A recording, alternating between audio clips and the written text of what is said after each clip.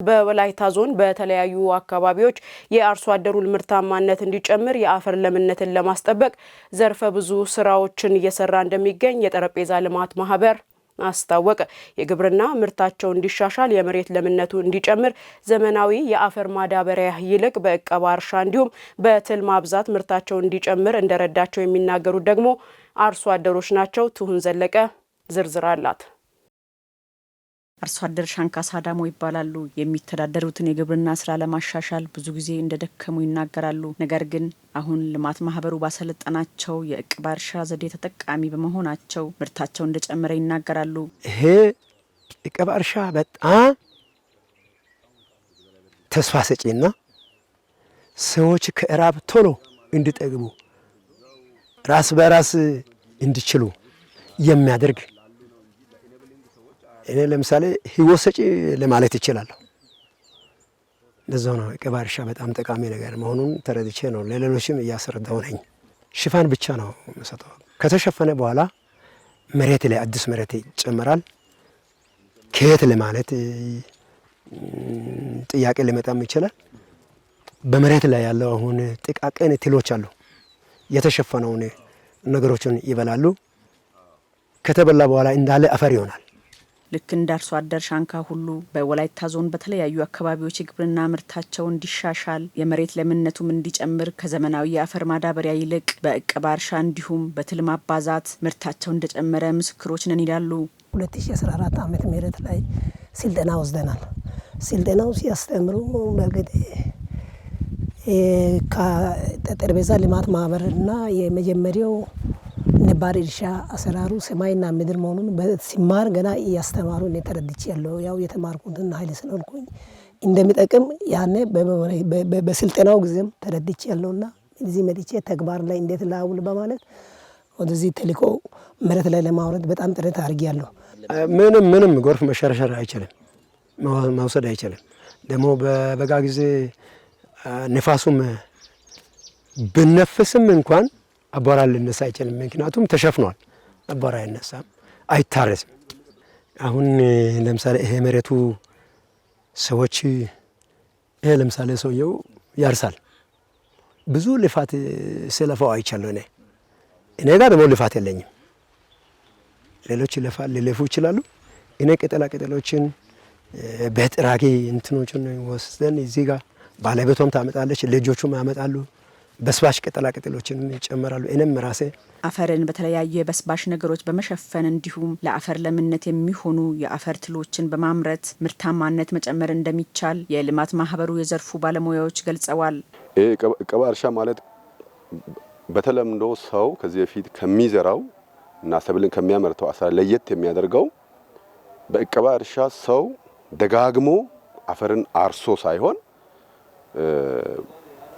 የተለያዩ ሊበሰብሱ የሚችሉ የሰብል ተረፈ ምርቶችን ደግሞ ሊበሰብሱ የሚችሉ የተለያዩ ቅጠላ ቅጠሎችን አፈር ላይ በማልበስ እነኛ ቅጠላ ቅጠሎችና የሰብል ተረፈ ምርቶች ከበሰበሱ በኋላ አፈር ላይ የኦርጋኒክ ማተር ኮንተንት እንዲጨምር የተለያዩ ደግሞ ለሰብል ምርታማነት አስፈላጊ የሆነ እጅግ ጠቃሚ የሆኑ ንጥረ ነገሮች እንዲጨምሩ ስለሚያደርግ ያ አፈርን ሸፍኖ እንዲያመርቱ ነው አርሶ አደሮችን የምናስተምራቸው ማለት ነው። ይሄኛው የትል ሰራሽ በስባሽ ማዳበሪያ ወይም ቨርሚ ኮምፖስት የሚባለው ከሌሎች በጣም የተለየ ጥቅሞች አሉ። አንደኛው የዚህ ጥቅም ምንድነው? አርሶ አደሮች ብቻ ሳይሆኑ ሌሎችም ይህንን መስራት ይችላሉና እነዚህ አጠቃላይ የሚሰራው ከአካባቢ ካሉ ግብዓቶች በመሰራቱ ምንም ብዙ እየገዙ የሚጨነቁበት ወጪ የሚያወጡበት ነገር አይኖርም ከትል በስተቀር። ባለሙያዎቹ አክለውም ይህ ዘዴ አርሶ አደሩ ምርትን ለመጨመር ለአፈር ማዳበሪያ የሚያወጣው ወጪ ከመቀነስ አንጻር ያለው ጠቀሜታ ከፍ ያለ ነው ይላሉ። ዘመናዊ ማዳበሪያ ለአሁኑ ምርታማነት ብቻ ያገለግልና በዘለቄታ ለአፈሩ የሚሰጠው ጥቅም አነስተኛ ነው እና ከዛ የተነሳ ምንድነው እቅባ እርሻ አርሶ አደሮች ከዚህ በፊት ከሚጠቀሙት ዳፕ ያነሰ ከዚህ በፊት ከሚጠቀሙት ዩሪያ ያነሰ እንዲጠቀሙ ያግዛል። አብዛኛውን ሰው ሰራሽ ማዳበሪያ በውስጡ ወይ አንድ ወይ ሁለት ንጥረ ነገር የያዘ ነው።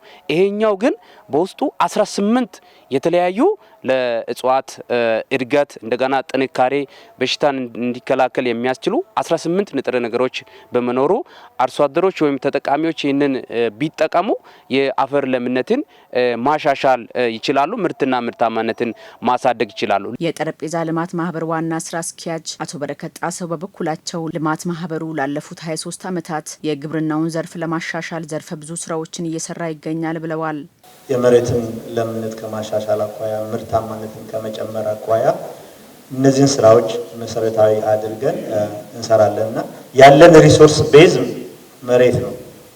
ያንን መሬት ላይ ኢንቨስት አድርገን ምርታማነትን መጨመር በሚለው ያው የትኛውም አካባቢ ካለው ሪሶርስ ነው የሚነሳውና በዚህ ላይ ትኩረት አድርገን እንሰራለን።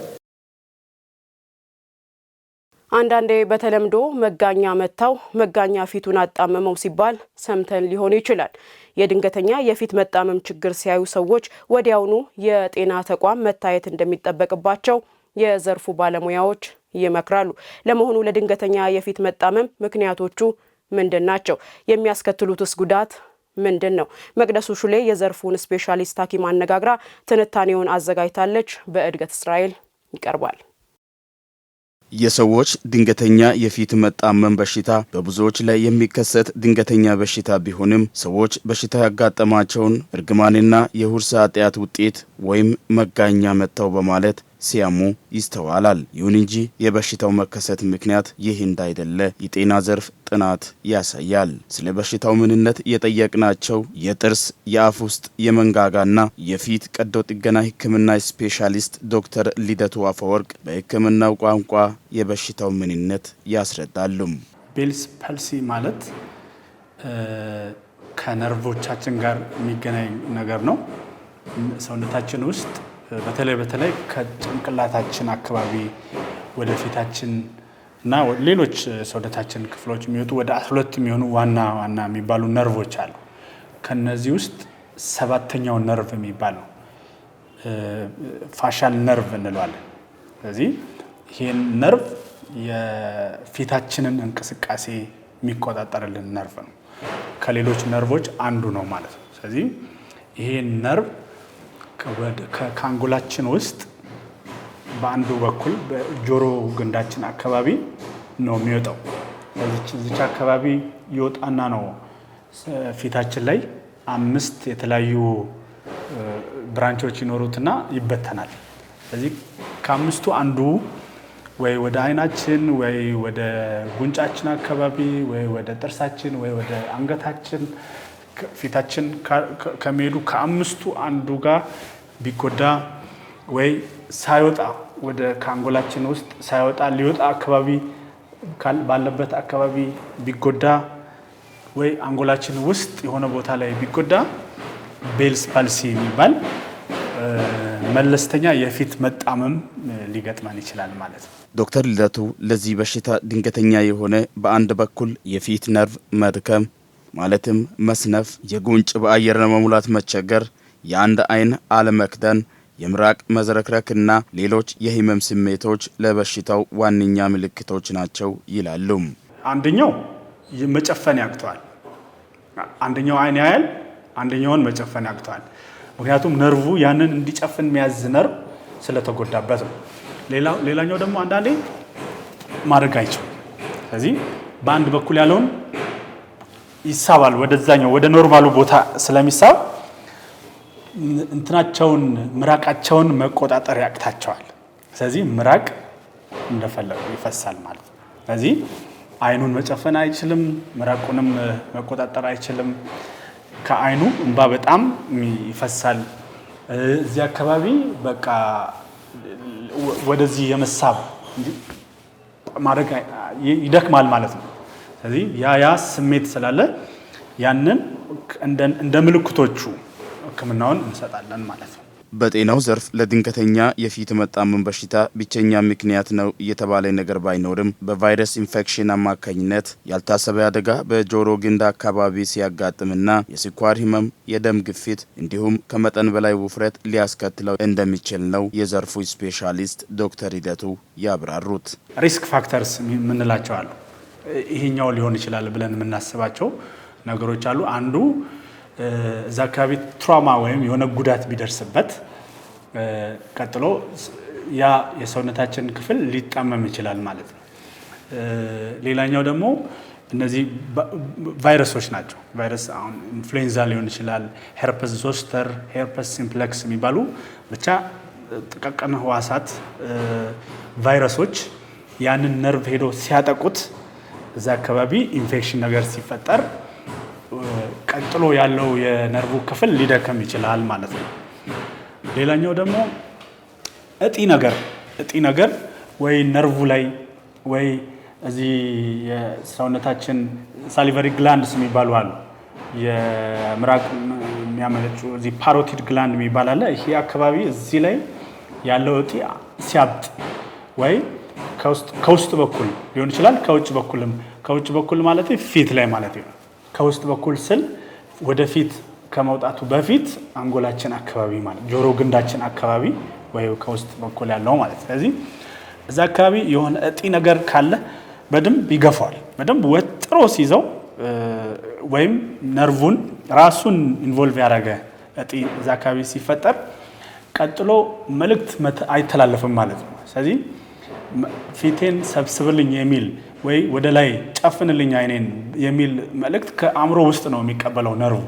ስለዚህ ያንን መልእክት ተቀብሎ ማስተላለፍ ያቅተዋል ማለት ነው። መሀል ላይ የሆነ ቦታ ላይ ልክ እንደ ኤሌክትሪክ ማለት ነው። ድንገተኛ የፊት መጣመም በሽታ እያጋጠመው ግለሰብ በአፋጣኝ ሕክምና የሚያገኝ ከሆነ ወደ ነበረበት ጤንነቱ የመመለስ እድል መኖሩን የሚገልጹት ዶክተር ልደቱ በሽታ በተባባሰ መጠን የአይን መጥፋት ጨምሮ ወደ ማይመለሱበት ደረጃ መድረስ የሚችል መሆኑንም አክለዋል። ድንገተኛ የፊት መጣመም እስከ 15 ቀን ባለው ጊዜ ውስጥ በራሱ ጊዜ ሊተው ይችላል። ደግሞ አንዳንዴ ከ2 ወር ከ2 ሳምንት እስከ 6 ወር ድረስም ምንም ሳይሻለን ሊቆይ ይችላል። አንዳንድ ጊዜ ደግሞ ፐርማነንትሊ እስከ መጨረሻው ድረስ ሳይሻለን ሊቆይ ይችላል ማለት ነው። ስለዚህ እንደዚህ አይነት ስሜቶች ገና ሲሰሙን ከመጀመሪያው አካባቢ ጀምሮ ልክ የፊት መጣመሞች ሊኖሩ ሲጀምሩ አይናችን አልጨፍን ሲለን፣ ምራቃችንን በአንድ በኩል መቆጣጠር ሲያቅተን፣ እዚህ አካባቢ በአንድ በኩል ከበድ ያለ ስሜት አይነት ሲጀምር ወዲያው ወደ ሕክምና ተቋማት መምጣት ከቻለን ያንን መከላከል ይቻላል። በጊዜ ከታከመ ይድናል። ይህ ድንገተኛ የፊት መጣመም ወይም በሕክምናው ቋንቋ ቤልስ ፓልሲ መጋኛ የመታው ወይም እርግማን ሳይሆን ከላይ በተጠቀሱ ምክንያቶች የሚፈጠር በሽታ መሆኑን ልንገነዘብ ይገባል።